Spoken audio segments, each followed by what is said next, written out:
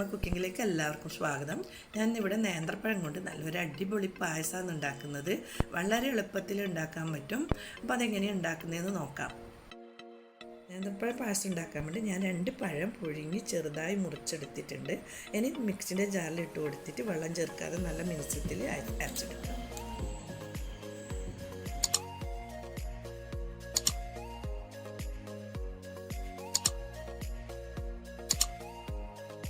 നേന്ത്രപ്പഴം നല്ലപോലെ അരച്ചെടുത്തിട്ടുണ്ട്. ഇനി ഇതൊരു ബൗളിലേക്ക് മാറ്റി കൊടുക്കാം. ഒരു ബൗളിലേക്ക് മാറ്റിയിട്ടുണ്ട്. ഈ ഒരു പരുവത്തിലാണ് അരച്ചെടുക്കേണ്ടത്.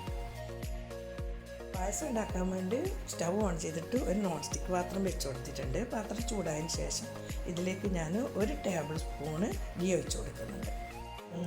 ഗീ ചൂടായതിന് ശേഷം ഇതിലേക്ക് കുറച്ച് അണ്ടിപ്പരിപ്പ് ഇട്ട് കൊടുക്കുന്നുണ്ട്. അണ്ടിപ്പരിപ്പ് കുറച്ച് ഫ്രൈ ആയിട്ടുണ്ട്. ഇനി ഇതിലേക്ക് കുറച്ച് മുന്തിരിയും കൂട്ടി ഇട്ടിട്ട് ഫ്രൈ ചെയ്ത് കോരിയെടുക്കാം. അണ്ടിപ്പരിപ്പ് മുന്തിരി ഫ്രൈ ആയി വന്നിട്ടുണ്ട്. ഇനി ഒരു പാത്രത്തിലേക്ക് കോരി മാറ്റാം. ഇനി ഇതേ പാത്രത്തിൽ തന്നെ നേരത്തെ അരച്ച് വെച്ച പഴം ഇട്ട് കൊടുക്കാം. ഇനി ഇത് 2 മിനിറ്റ് മീഡിയം ഫ്ലെയിമിൽ നല്ലപോലെ വഴറ്റിയെടുക്കാം.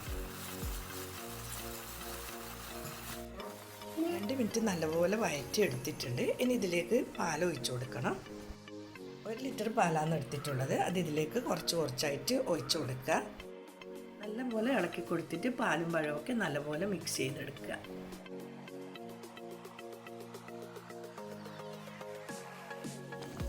പാലും പഴവും നല്ലപോലെ മിക്സ് ചെയ്തെടുത്തിട്ടുണ്ട്. ഇനി ഇതിലേക്ക് ചേർക്കേണ്ടത് പഞ്ചസാരയാണ്.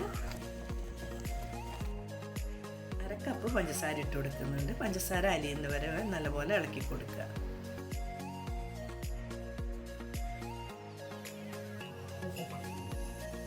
പഞ്ചസാര നല്ലപോലെ അലിഞ്ഞു വന്നിട്ടുണ്ട്. ഇനി ഇതിലേക്ക് ഞാൻ 1/2 ടീസ്പൂൺ ഏലക്കായ പൊടിച്ചത് കൂടി ചേർത്ത് കൊടുക്കുന്നുണ്ട്. എല്ലാം കൂടി നല്ലപോലെ മിക്സ് ചെയ്തെടുക്കുക. മധുരം ബാലൻസ് ചെയ്യാൻ വേണ്ടി ഒരു നുള്ളു ഉപ്പും കൂടി ചേർത്ത് കൊടുക്കാം. ഇനി ഇതൊന്ന് ഇളക്കി കൊടുത്തിട്ട് 2-3 മിനിറ്റ് നല്ലപോലെ തിളപ്പിച്ചെടുക്കാം.